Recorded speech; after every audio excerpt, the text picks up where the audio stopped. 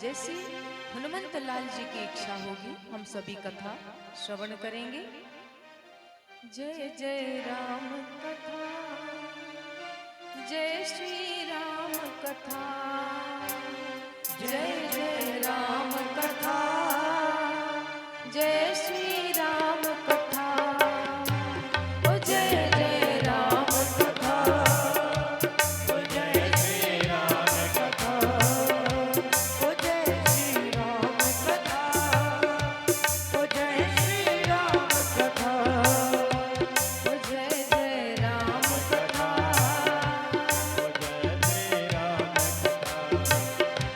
ओ जय श्री राम कथा, ओ जय श्री राम कथा।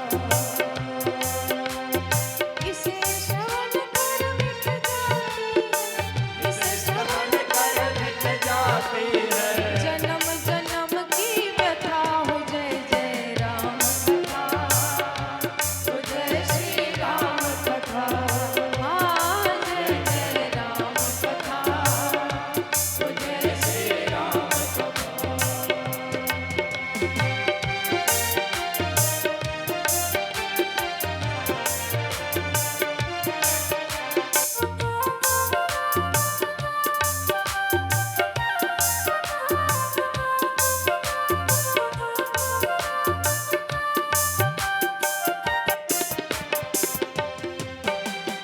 बंदो गुरुपद पद्म परागा, सुरुचि सुभाष सरस अनुरागा।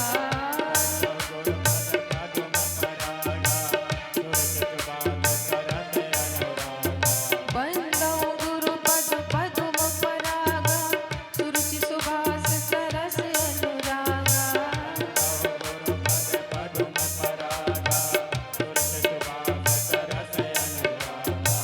श्री गुरुपद नख मणि गण ज्योति, सुमिरत दिव्य दृष्टि ही होती।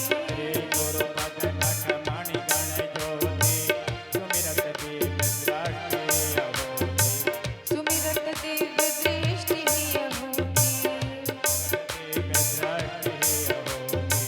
तेरा परमारथ बन जाए, तेरा परमारथ बन जाए श्री हनुमंत जथा। हो जय जय राम कथा, हो जय श्री राम कथा, हो जय जय राम कथा, हो जय श्री राम कथा।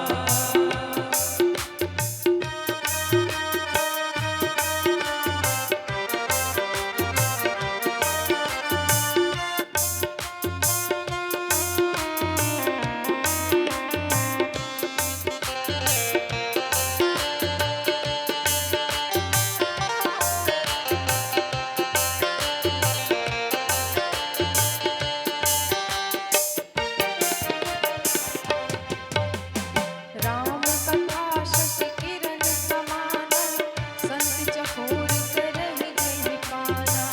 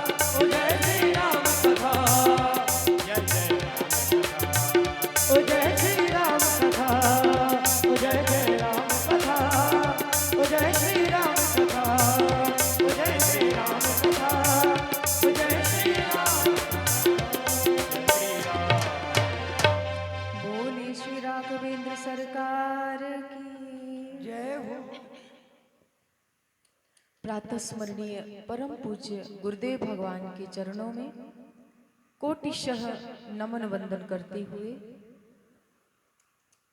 अखिल ब्रह्मांड नायक अकारण करुणावरणालय जगदीश्वर जगदाधार परम पिता परमेश्वर के चरणों की शरणागति लेकर कार्यक्रम के परमाध्यक्ष अनंत बलवंत श्री हनुमंत लाल जी के चरणों में हाजिरी लगाकर मेरे इष्ट प्रभु श्री रामचंद्र जी की कृपा करुणा का स्मरण करते हुए मंच पर उपस्थित पूज्य पुजारी जी महाराज, संगीत के स्वरों से कार्यक्रम को सुंदर सुसज्जित बनाने वाले हमारे संगीत कलाकार बंधु आदरणीय चाचा जी, भैया अभी त्रिपाठी जी, भैया पवन गर्ग जी, अंकित गर्ग जी, पैड पर हमारे नई भैया बैठे हुए हैं। कथा पंडाल में समुपस्थित विराजमान इस कार्यक्रम के कर्ता धर्ता नित्य निरंतर अपने जीवन को भगवान की कथा गुणगान में यशगान में समर्पित किए हुए आदरणीय गर्ग मामा जी एवं समस्त विद्वत श्रोताजन, सुधी श्रोताजन, वरिष्ठ श्रोताजन सभी से आशीर्वाद की आकांक्षा करते हुए सीता सावित्री गीता गार्गई मैत्रेयी अनसुईया मदालसा इनके आदर्शों पर चलकर अपने घर समाज परिवार देश को सुंदर सुदृढ़ बनाने वाली, अपने बाल गोपालों को सद्मार्ग दिखाने वाली समस्त मातृशक्ति जहां जहां हमारी आवाज पहुंच रही है, सभी युवा भाई बहन, साउंड सिस्टम चल संभालने वाले हमारे भैया, आप सभी के हृदय में विराजमान परमपिता परमेश्वर की झांकी का दर्शन करते हुए सिय राम मैं सब जग जानी करहूं प्रणाम जोरी जुग पानी। हम सभी कितने सौभाग्यशाली जीव हैं, न जाने कितने जन्मों के पुण्य हमारे जागृत हुए तब जाकर ऐसा सुंदर सौभाग्य आया। नहीं तो घर से निकलते हैं कथा सुनने चलना है, कहीं कोई ना कोई काम आ जाता है, कोई ना कोई नाते रिश्तेदार मिल जाते हैं। और ये ऐसा कार्य है कि हमें अच्छे कार्य अपने जीवन में सदैव प्रयास पूर्वक करने पड़ते हैं और गलतियां हम लोगों से अपने आप ही हो जाती हैं, उसके लिए कोई भी प्रयास करना नहीं पड़ता। जैसे यहाँ पर कृषि करने वाले सभी गणमान्य लोग हैं, जो कृषि करते हैं वे लोग अच्छे से जानते होंगे कि जहां पर धान लगाई जाती है तो धान के लिए उसकी बुवाई की जाती है, बीजारोपण किया जाता है, लेकिन धान के साथ जब खरपतवार निकल आता है तो उसको उसकी पैदावार के लिए कोई भी प्रयास करना नहीं पड़ता।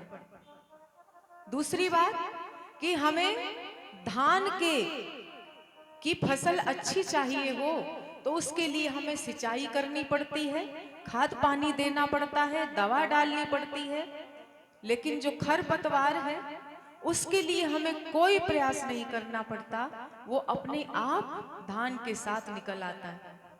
तो हम लोगों को क्या करना पड़ता है, वही करना चाहिए जो कृषि निरावहि चतुर सुजाना, जो चतुर होशियार किसान होते हैं। चतुर क्यों कहा? क्योंकि चतुर किसान, जो समझदार किसान होगा, वो धान और खरपतवार खेत में एक जैसे दिखाई पड़ते हैं, लेकिन जो चतुर किसान होता है वो केवल खरपतवार को उखाड़ उखाड़ कर नष्ट कर देता है और धान को बचाकर सुरक्षित रख लेता है। लेकिन यदि धान कहीं धोखे से एक बार उखड़ गई तो दोबारा धान अपने आप उगती नहीं है, लेकिन खरपतवार हम कितने बार हम उखाड़ते रहते हैं, बार बार वो निकल आता है। अर्थात खरपतवार के लिए, घास के लिए, कचरा उगाने के लिए हमें प्रयास करना नहीं पड़ता, और धान को उगाने के लिए, बचाने के लिए, उसकी पैदावार अच्छी हो उसकी प्राप्ति के लिए हमें सदैव प्रयास करना पड़ता है, जब तक वो धान कट कर हमारे आंगन तक ना आ जाए। इसी तरह हमारे सदकार्य हैं, इसी तरह हमारे सदकर्म हैं कि सदकर्म की खेती, इस शरीर रूपी खेत में हमें सदकर्म की खेती करना पड़ता है, उसकी सदकर्म के बीज बोने पड़ते हैं, राम कथा की वर्षा से सिंचाई भी करना पड़ता है, राम नाम जप से खाद भी डालना पड़ता है। लेकिन उसके बाद भी साथ ही साथ कोई ना कोई दोष, कोई ना कोई दुर्गुण अपने आप निकल आते हैं। कभी क्रोध आ जाएगा, कभी मुख से गाली निकल जाएगी, कभी निंदा चुगली निकल जाएगी, कभी छल कपट का आवश्यकता पड़े तो निसंकोच कर लिया जाता है। इसलिए सत्कर्म की खेती के साथ साथ दोष दुर्गुण के खरपतवार भी साथ ही साथ पनपते रहते हैं। तो हमें चतुर किसान की तरह उस दुर्गुण रूपी खरपतवार को बीच बीच में उखाड़ कर फेंकते रहना चाहिए, जिससे हमारे सत्कर्म की खेती दुर्गुण रूपी खरपतवार के बीच में कहीं दब न जाए। तो ये कैसे होगा? जब हम नित्य निरंतर अपने जीवन को भगवान की कथा श्रवण करने में, सत्संग में लगाए रखेंगे, तभी हमारा बुद्धि विवेक पुष्ट होगा और हम अच्छा और बुरा सोचने समझने की हम में शक्ति आएगी। तो आइए हम सभी कथा में प्रवेश करें। कल हम लोगों ने कथा को सुंदर प्रभु श्री राम जी और भैया लक्ष्मण जी विश्वामित्र जी के साथ जनकपुरी की सीमा में पहुंचे। महाराज जनक ने उनका दर्शन किया और दर्शन करते ही अपने सच में जो विदेह कहलाते थे, आज सच में विदेह हो गए। एक बार तुलसीदास जी और सूरदास जी आपस में बैठे, दोनों में चर्चा चलने लगी। तुलसीदास जी ने कहा कि आपके भगवान को तो लोग चोर चोर कहते हैं, कभी माखन चुराते हैं, कभी किसी का गोपियों का चित्त चुराते हैं, कभी चीर चुराते हैं। व्रजे वसंतम नवनीत चौरम, ब्रज गोपिका नाम चदुकूल चौरम, अनेक जन्मार जित पाप चौरम, चौराग्रगण्यम पुरुषम नमामि। तुलसी बाबा ने कहा, महाराज सूरदास जी, आपके भगवान को तो लोग चोर चोर कहते हैं। सूरदास जी ने थोड़ा मुस्कुराते हुए हास्य विनोद के भाव में कहा कि हाँ, हमारे कन्हैया तो छोटे हैं तो छोटे वाले चोर हैं, कभी माखन चुराते हैं, कभी दही चुराते हैं, कभी किसी का चीर चुराते हैं और अपने भक्तों के पापों को भी चुरा लेते हैं। फिर भी हमारे कन्हैया तो छोटे चोर कहे जाते हैं। और आपके राम जी राजा श्री रामचंद्र भगवान, जितना बड़ा नाम, जितनी बड़ी हस्ती, उतने बड़े चोर। क्यों? क्योंकि कन्हैया तो छोटी छोटी चीजों की चोरी करते हैं। और आपके राम जी जैसे ही जनकपुरी की सीमा में प्रवेश किए, महाराज राजर्षि जनक जी ने उनका दर्शन किया। मूर्ति मधुर मनोहर देखी, भयहु विदेह विदेह विसेखी। और कन्हैया तो छोटी छोटी चीजों की चोरी करते हैं, और भगवान रामचंद्र, सूरदास जी ने मानो तुलसीदास जी को आईना दिखा दिया। आपके राम जी गौर श्याम मृदु वयस किशोरा, लोचन सुखद लोचन सुखद विश्व चित चोरा।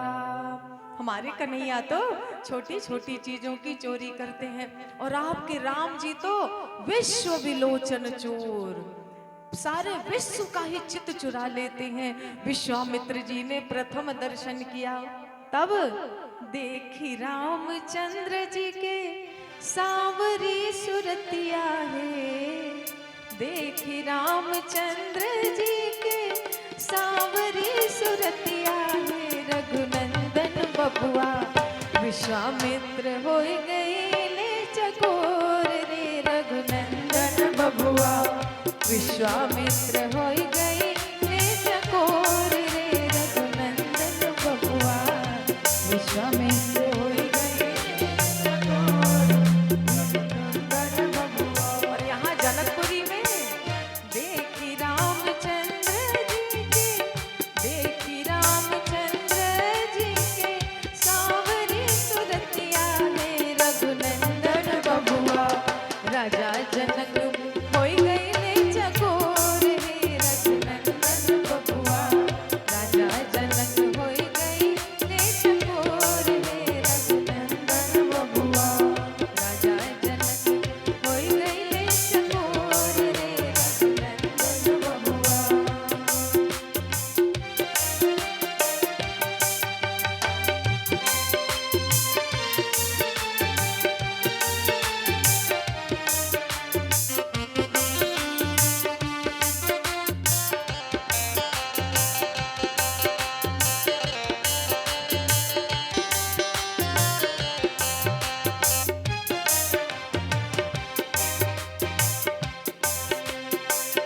देखी एक दृष्टि जब भूल सारी सृष्टि तब।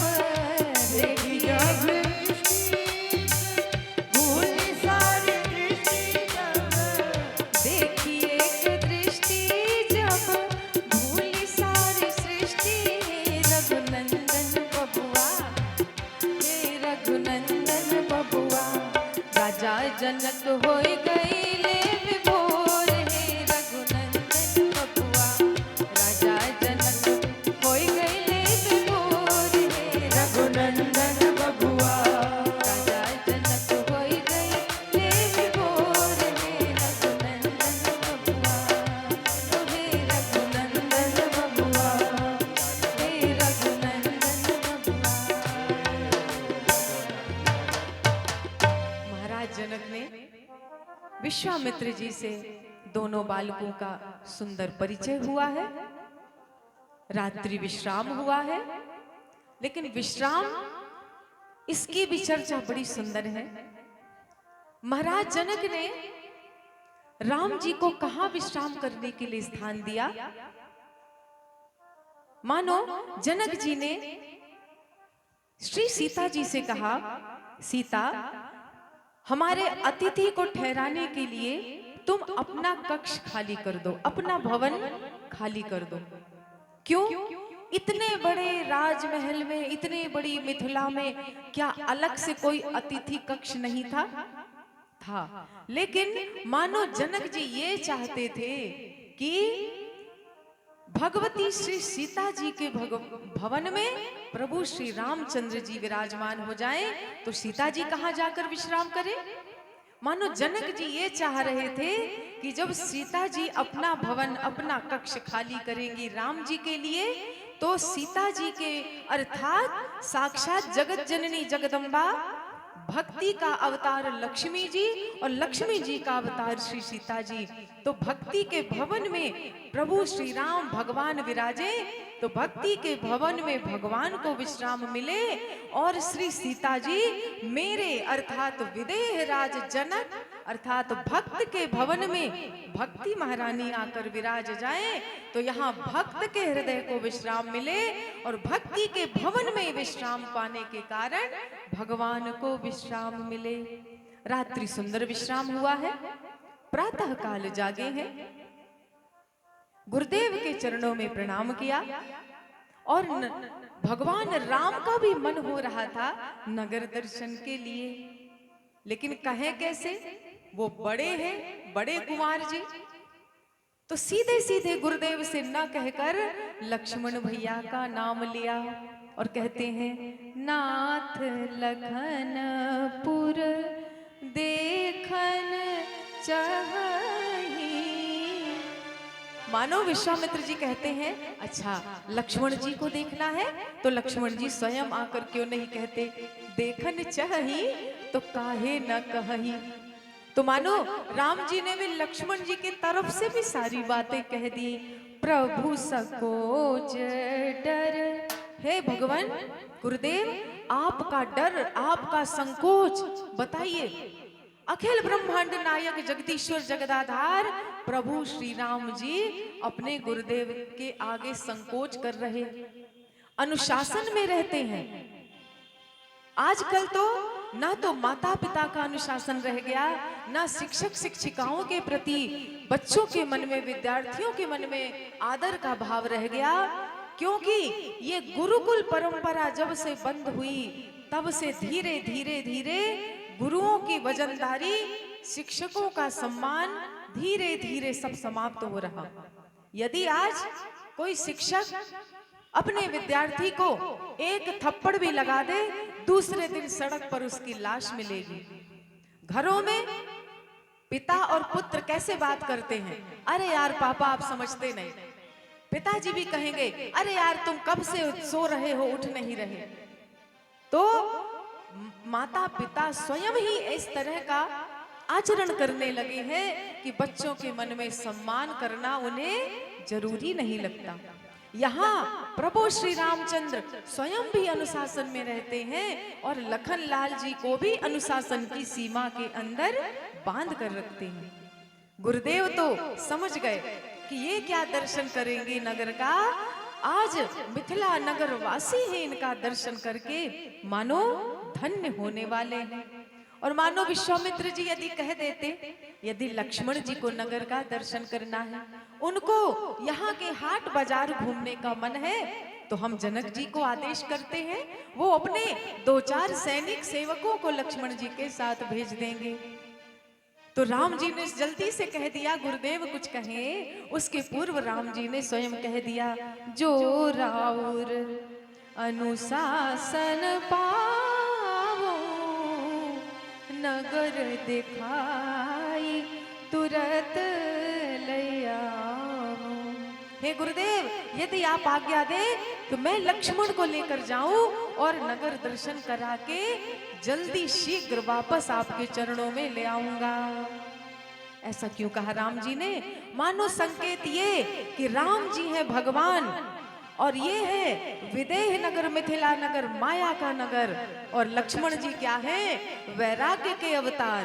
तो राम जी को ये चिंता है कि लक्ष्मण वैराग्य का अवतार, मेरा परम भक्त, लेकिन अभी उम्र थोड़ी कम है, कहीं माया के नगर में, भक्ति के नगर में घूमने निकले, कहीं अटक ना जाए, कहीं भटक ना जाए। क्यों? क्योंकि कोई भी नया नया भक्त बनता है, नया नया वैराग्य धारण करता है, उसके जीवन में जब वो भक्ति मार्ग पर आगे बढ़ता है तो जगह जगह उसे भटकाने वाली, फंसाने वाली स्थितियां उत्पन्न होती हैं। कहीं कोई बहुत सम्मान करने लगेगा, आरतियां उतरने लगेंगी, लोग माला पहनाने लगेंगे, तो जो नए नए भोले भक्त होते हैं वाह खुश हो जाते हैं, क्या बढ़िया स्वागत हो रहा है, और उसी में आनंद मग्न होकर कभी कभी भक्ति साधना कमजोर पड़ने लगती है। तो मानो राम जी संकेत करते हैं